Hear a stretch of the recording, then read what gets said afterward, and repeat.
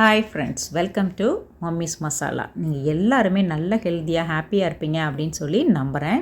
இன்றைக்கி என்ன வீடியோ அப்படின்னு சொல்லி பார்த்தீங்கன்னா ரொம்ப இன்ட்ரெஸ்டிங்கான நம்ம எல்லாத்துக்குமே ரொம்ப பிடிச்சமான சமையல் டிப்ஸ் அண்ட் ட்ரிக்ஸ் தான் இன்றைக்கி நான் உங்களோட ஷேர் பண்ணியிருக்கேன்.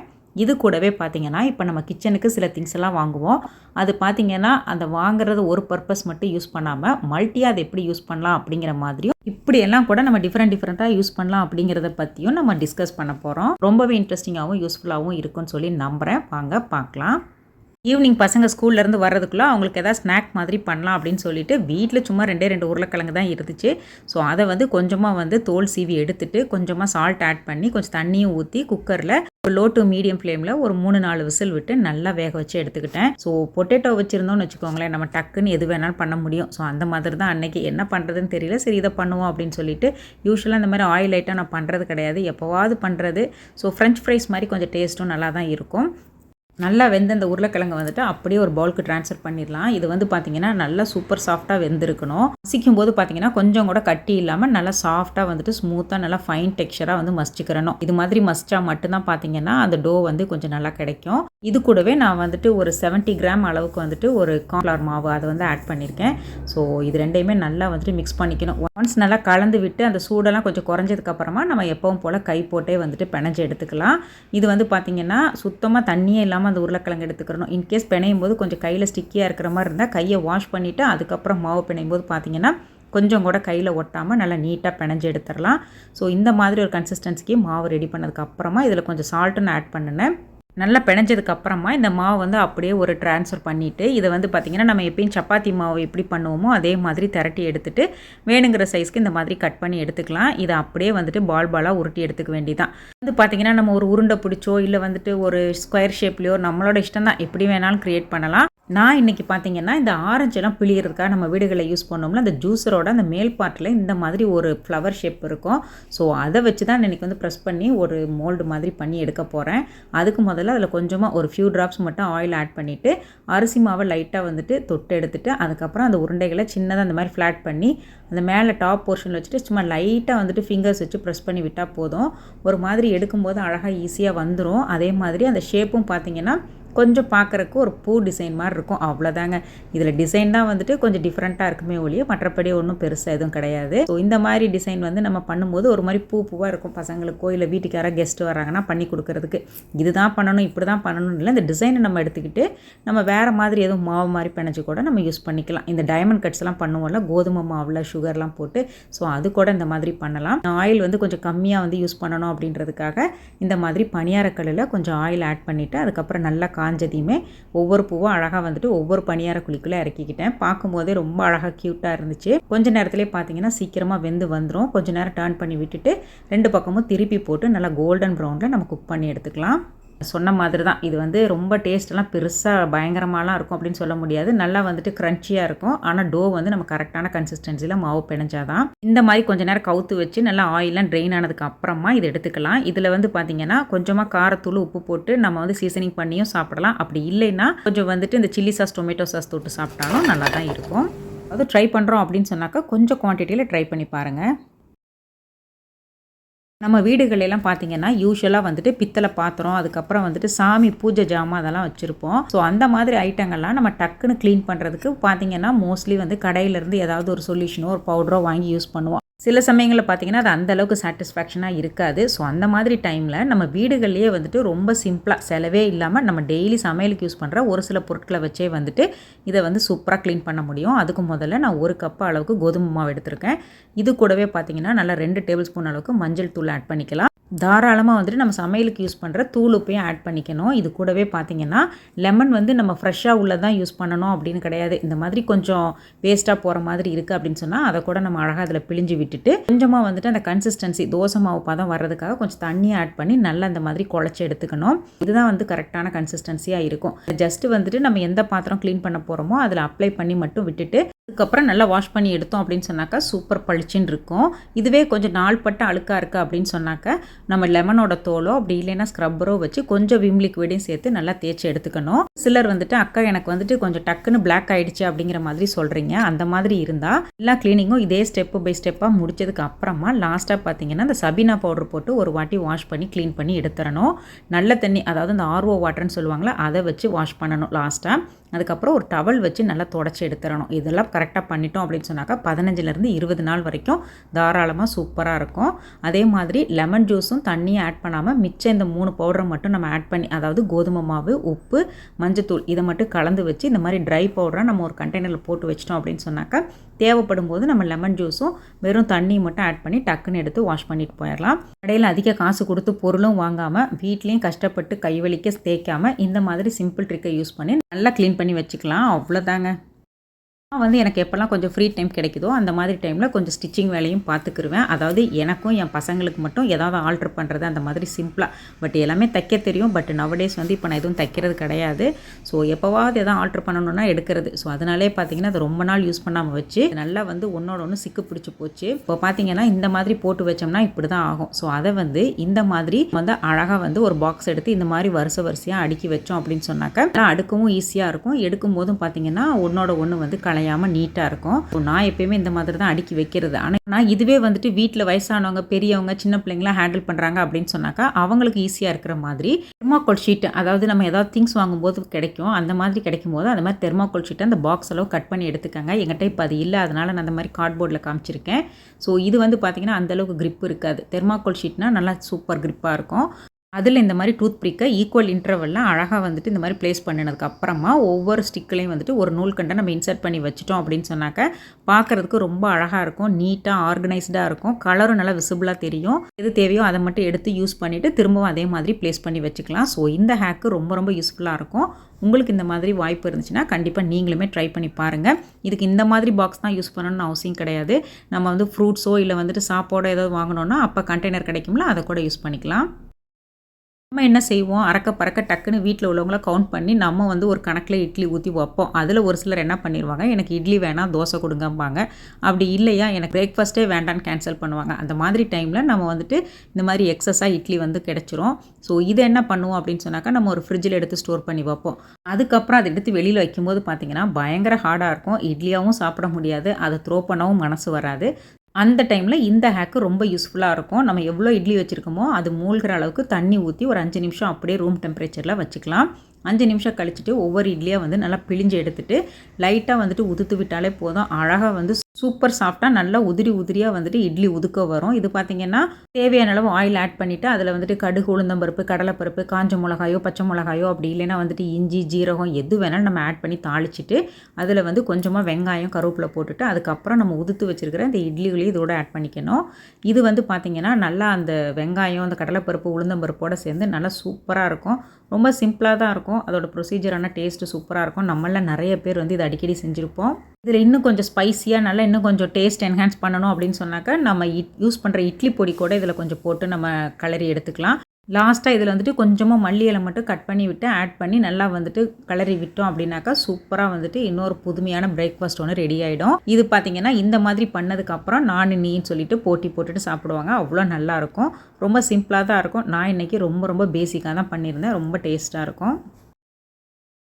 இப்போ நம்ம வீடுகளில் இந்த மாதிரி 5 கிலோ ரைஸ் பேக்லாம் வாங்குவோம். அது பார்த்திங்கன்னா ரொம்ப சிக்கலாக இருக்கும் அதை ஓப்பன் பண்ணுறது. ஜஸ்ட்டு கட் பண்ணினா எடுத்துட முடியும். ஆனால் அதுவே வந்துட்டு அந்த சீல் எப்படி வந்துட்டு கட் பண்ணாமல் அன்பேக் பண்ணலாம் அப்படின்னு சொல்லி தான் பார்க்க போகிறோம். இதில் வந்து பார்த்திங்கன்னா ஒரு சைடு வந்து ஒரு லைன் இருக்கும், இன்னொரு பக்கம் வந்துட்டு டபுள் லைனில் ஸ்டிச் பண்ணியிருப்பாங்க. ஸோ டபுள் லைன் இருக்கிற பக்கத்தை நம்ம பக்கமாக வந்துட்டு டர்ன் பண்ணி வச்சுட்டு ரைட் சைடில் ஹேங் பண்ணிக்கிட்டு இருக்கிற அந்த நூலை வந்து நம்ம அப்படியே கட் பண்ணி எடுத்துடணும்.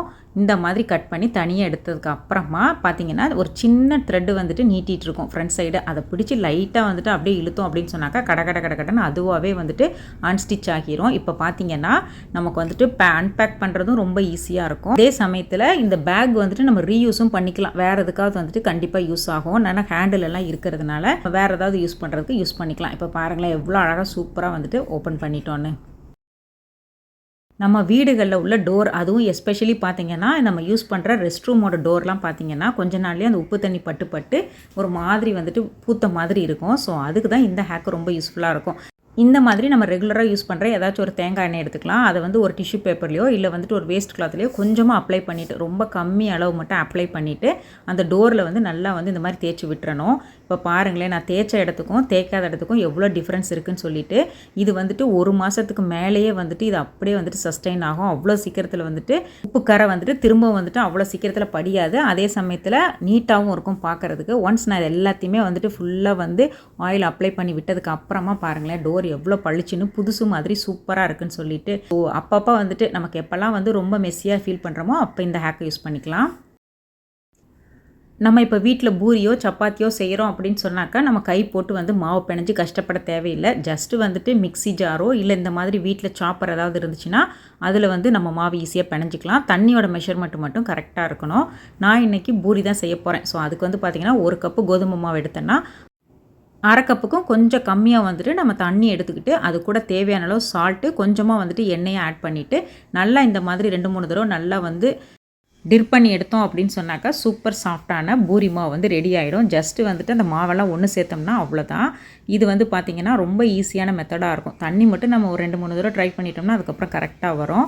ஸோ அதுக்கப்புறம் எப்பவும் போல் நம்ம பூரி சப்பாத்திக்கு எப்படி குட்டி குட்டி பால்ஸாக கட் பண்ணுவோமோ அதே மாதிரி கட் பண்ணி உருண்டை பிடிச்சிக்கலாம்.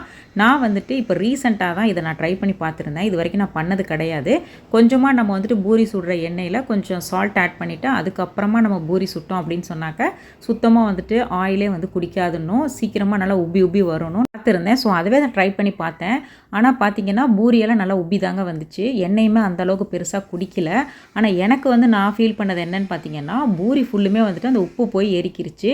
சுத்தமாக வந்து அதில் படாதுங்கிற மாதிரி தான் சொல்லியிருந்துச்சு. பட் பார்த்தீங்கன்னா எனக்கு வந்து என்னோடய பூரியில் எல்லா உப்பும் போய் ஒட்டிக்கிருச்சு.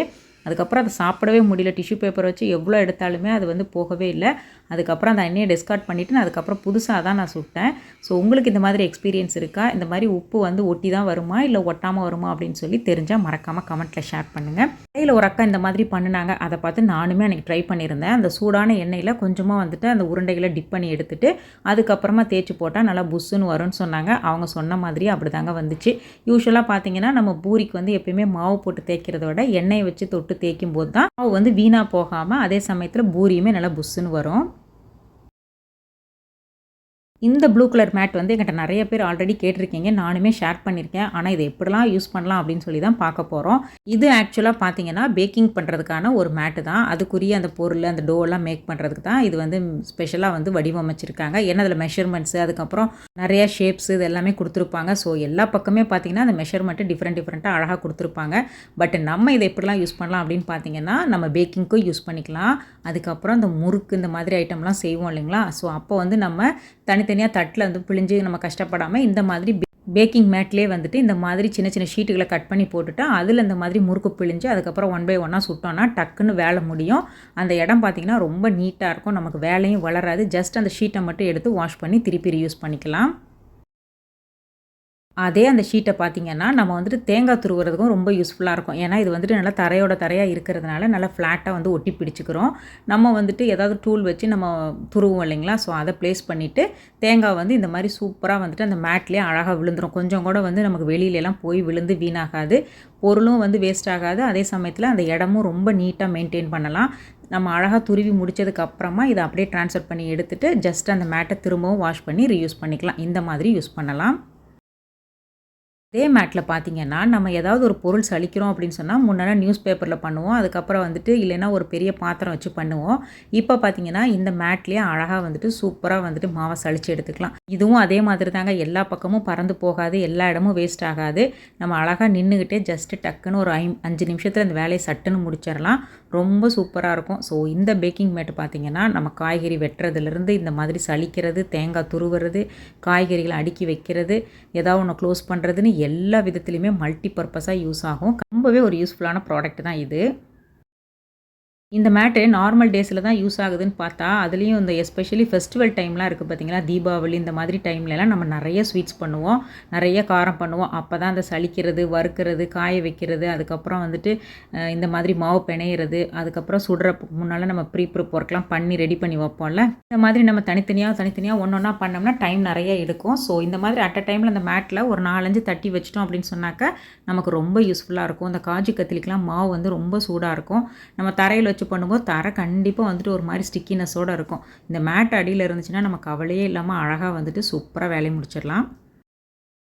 சப்பாத்தி மாவை நம்ம கவுண்டர் டாப்பில் போட்டு தேய்க்கிறதுக்கு பதிலாக அதே கன்வீனியன்ட்டில் இந்த மேட் மேலே வச்சுட்டு அழகாக வந்துட்டு நம்ம அழகாக தேய்ச்சி எடுத்துடலாம். இந்த மாதிரி லாங் ஸ்ட்ரிங் ஷேப்பில் நம்ம வந்துட்டு மாவை பிரட்டி எடுத்துகிட்டு அதுக்கப்புறம் குட்டி குட்டி பால்ஸாக கட் பண்ணி எடுத்தோம்னா வரமாவையும் ஒரு ஓரமாக வச்சுட்டு இதிலே பால்ஸையும் பிடிச்சி வச்சுட்டு ஒரு பக்கமாக தேய்ச்சும் ஒரு பக்கம் அடுக்கி வச்சுட்டே வரலாம்.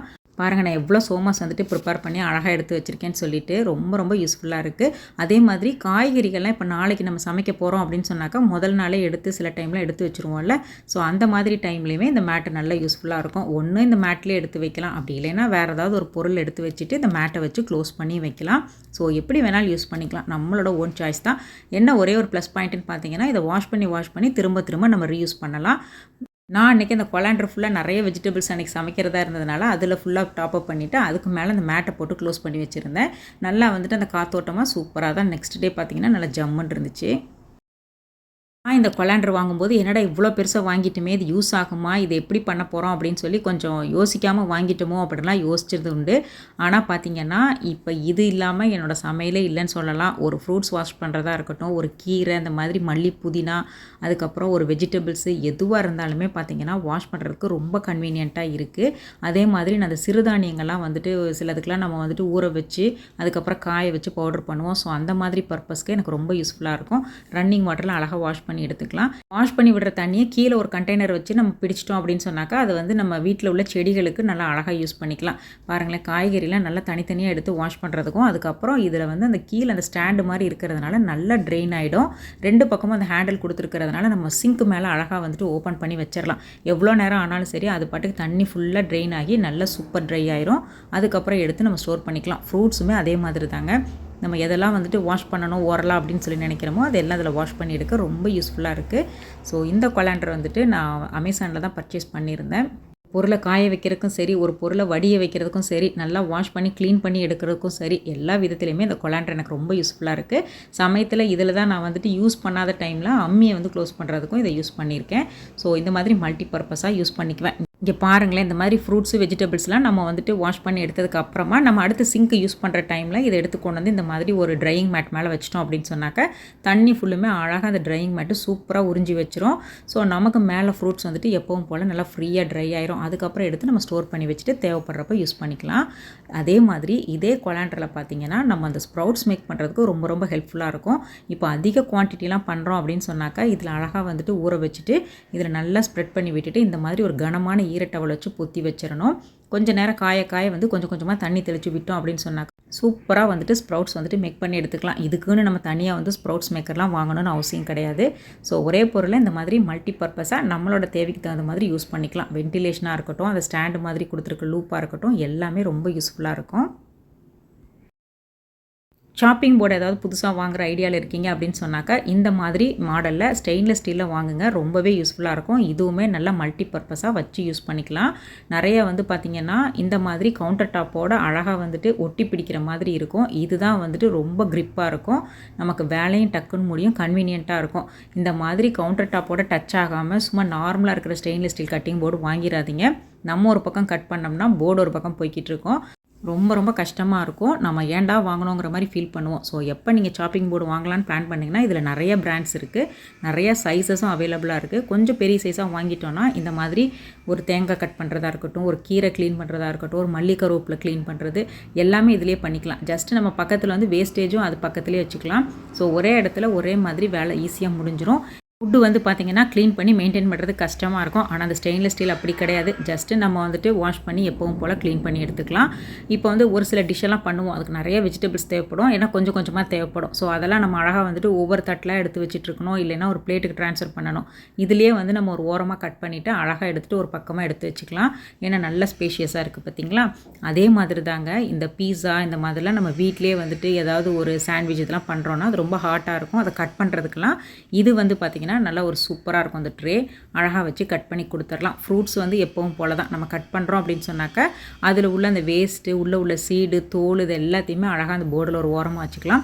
வாங்குறப்ப சைஸ் மட்டும் கொஞ்சம் பார்த்து வாங்கிக்கணும். கொஞ்சம் பெரிய சைஸாக வாங்கிக்கலாம். ரொம்ப சின்னதும் வாங்கக்கூடாது, ரொம்பையும் பெருசு வாங்காமல் கொஞ்சம் மீடியமான சைஸ் வாங்கிக்கலாம். ஸோ ரொம்பவே யூஸ்ஃபுல்லாக இருக்கும். நான் இந்த மாதிரியெல்லாம் தான் இந்த பொருட்களை யூஸ் பண்ணிக்கிட்டு இருக்கேன். இந்த ட்ரையிங் மேட்டுமே பார்த்திங்கன்னா நம்ம அவசர ஆத்திரத்துக்கு ரொம்பவே யூஸ்ஃபுல்லாக இருக்கும். இதோட ப்ரைஸுமே ரொம்ப அஃபோர்டபுள் ப்ரைஸ் தான். இது ஒன்று வாங்கிக்கிட்டோம் அப்படின்னு சொன்னாக்கா நமக்கு டக்குன்னு யூஸ் ஆகும். ஸோ இது வந்து பார்த்திங்கன்னா செம்மையாக இருக்குது ஒரு அப்சார்ப்ஷன் பவர். ஸோ இதில் ஏதாவது நம்ம காய போடுறோம், இப்போ ஒரு கருவேப்பிலை ஒரு ஏதோ ஒரு இலை தலையை நம்ம வந்துட்டு க்ளீன் பண்ணி காய வைக்கிறோம் அப்படின்னு சொன்னாக்கா அழகாக வந்துட்டு இந்த மாதிரி ஒரு பேப்பர் டவலோ இல்லைன்னா ஒரு நார்மல் டவலோ விரித்து அதில் காய வச்சோன்னா கீழே வந்து அழகாக தண்ணி உரிச்சு எடுத்துரும். மோஸ்ட்லி பார்த்திங்கன்னா வெயில் ரொம்ப கிடைக்காத அப்பார்ட்மெண்ட்டில் இருக்கிற நம்மளை மாதிரி ஆளுகளுக்கு ரொம்ப யூஸ்ஃபுல்லாக இருக்கும். ஸோ நான் இந்த மாதிரி தான் உடன் ஸ்பூன்ஸோ இல்லை வந்துட்டு மற்ற ஏதாவது சின்ன சின்ன பொருட்கள் எல்லாம் நான் க்ளீன் பண்ணுறேன் அப்படின்னு சொன்னாக்க இப்படி மொத்தமாக அந்த மேட்டில் வச்சுட்டு காய வச்சுருவேன். திருப்பி எடுத்து பொருட்களை அழகாக அடுக்கி வச்சுக்கலாம். இந்த மேட்டுமே பார்த்திங்கன்னா நம்ம வந்துட்டு யூஸ் பண்ணிவிட்டு நல்லா வாஷ் பண்ணி திருப்பி ரீயூஸ் பண்ணிக்க வேண்டி தான். இதுலேயே ஒரு ஓரத்தில் ஒரு சின்ன லூப் மாதிரி கொடுத்துருப்பாங்க ஒரு கார்னரில். ஸோ நம்ம நல்லா வாஷ் பண்ணி முடிச்சுட்டு அந்த லூப்பில் வந்து ஹேங் பண்ணி விட்டுட்டா போதும். அழகாக வந்துட்டு திரும்பவும் நல்லா ட்ரை ஆகி நம்மளுக்கு திரும்ப யூஸ் பண்ணுறதுக்கு நல்லா வசதியாக இருக்கும். இந்த மாதிரி எல்லாம் தான் நான் இந்த பொருட்களெல்லாம் இப்போ வரைக்கும் யூஸ் பண்ணிக்கிட்டு இருக்கேன். ஸ்டீமர், அதாவது ஸ்டீமருங்கிறது வந்து ஸ்டீம் பண்ணுறதுக்கு மட்டும் கிடையாது. நம்ம இப்போ ஒரு பொருள் வந்து நம்ம ஆல்ரெடி சமைச்ச பொருளாக இருக்கும். ஸோ அதை வந்து திரும்பவும் நம்ம ரீஹீட் பண்ணணும் அப்படின்னு சொன்னாக்க இந்த ஸ்டீமர் ரொம்ப ரொம்ப யூஸ்ஃபுல்லாக இருக்கும். ஸோ பார்த்திங்கன்னா கீழே எப்பவும் போல் கொஞ்சம் தண்ணி ஆட் பண்ணிவிட்டு மேலே வந்துட்டு ஒரு வாழை இலையோ இல்லைன்னா ஒரு துணியோ இல்லை நார்மலாக டைரெக்டாகவோ எப்படி வேணாலும் நம்ம வச்சுக்கலாம். நம்மளோட இஷ்டம் தான். இல்லை ஒரு கண்டெய்னர்லேயோ போட்டு நம்ம அந்த ஃபுட்டை வந்து அழகாக ரீஹீட் பண்ணி எடுத்துக்கலாம். ஆவியில் நம்ம என்னெல்லாம் வேக வச்சு எடுப்போமோ அது எல்லாமே வந்துட்டு இந்த ஸ்டீமரில் அழகாக வேக வச்சு எடுத்துக்கலாம். ஸோ நம்மளோட இஷ்டம் தான். எல்லாமே வந்துட்டு இதில் குக் பண்ணி எடுக்க முடியும். ரொம்ப ஹெல்த்தியான வெர்ஷனில் சூப்பராக குக் ஆகி கிடச்சிடும். இப்போல்லாம் ஸ்டீமர்லேயே பார்த்தீங்கன்னா நிறைய செப்பரேட்டர்ஸோடு வருது. ஸோ அது மாதிரி வச்சோம்னா இன்னுமே வேலை ரொம்ப ஈஸியாக முடியும். ஸோ ரொம்ப ஈஸியான மெத்தடு, நல்லா ஃப்ரெஷ்ஷாக இருக்கும் அந்த ஃபுட்டுமே. அதுக்கப்புறம் இதை மல்டி பர்பஸாகவும் யூஸ் பண்ணலாம். அதாவது இப்போ கீழேயும் மேலேயும் 2 கண்டெய்னர் இருக்குல்ல, கீழே வந்துட்டு தண்ணி ஊற்றிட்டு அதில் ஒரு ஸ்டாண்டை போட்டுட்டு நம்ம ஏதாவது ஒரு கடலை ஏதாவது ஒரு பயிறு வகைகள் இல்லைன்னா வந்துட்டு ஒரு கார்னு எக்கு வெஜிடபிள்ஸு இப்போ நிறைய கதம்ப சாம்பார் இதெல்லாம் வைக்கிறோம் அப்படின்னு சொன்னாக்கா நிறைய வெஜிடபிள்ஸ்லாம் கட் பண்ணி அழகாக அரேஞ்ச் பண்ணி அதையுமே வந்துட்டு நம்ம சமையலுக்கு எடுத்து ஈஸியாக யூஸ் பண்ணிக்கலாம். கலரும் மாறாது, சத்துக்களும் அப்படியே ரிட்டைன் பண்ணி கொடுக்கும். பார்க்குறதுக்கும் பார்த்திங்கன்னா ரொம்ப சூப்பராக இருக்கும். ரொம்ப நேரம் நம்ம அடுப்புலேயே நிற்காமல் அதே சமயத்தில் பணமும் நேரமும் நமக்கு ரொம்பவே மிச்சமாகும். இந்த மாதிரி சின்ன சின்ன டிப்ஸ் அண்ட் ட்ரிக்ஸ்லாம் யூஸ் பண்ணி நம்மளோட டெய்லி சமையல்லையும் சரி நம்மளோட லைஃப் ஸ்டைல்லையும் வந்து நிறைய சேஞ்சஸ் கொண்டு வர முடியும். இதில் ஷேர் பண்ண நிறைய விஷயங்கள் பார்த்திங்கன்னா உங்களில் நிறைய பேர்த்துக்கு ஆல்ரெடி தெரிஞ்சிருக்கலாம். பட் பிகினர்ஸ்க்கு இது ரொம்ப யூஸ்ஃபுல்லாக இருக்கும்னு சொல்லி நம்புகிறேன். நெக்ஸ்ட் வீக் இன்னொரு இன்ட்ரெஸ்டிங் லாங் வீடியோவில் வந்து உங்களை நான் மீட் பண்ணுறேன். வீடியோ உங்களுக்கு பிடிச்சிருந்தா சப்ஸ்கிரைப் பண்ணுங்கள். தேங்க்ஸ் ஃபார் வாட்சிங்.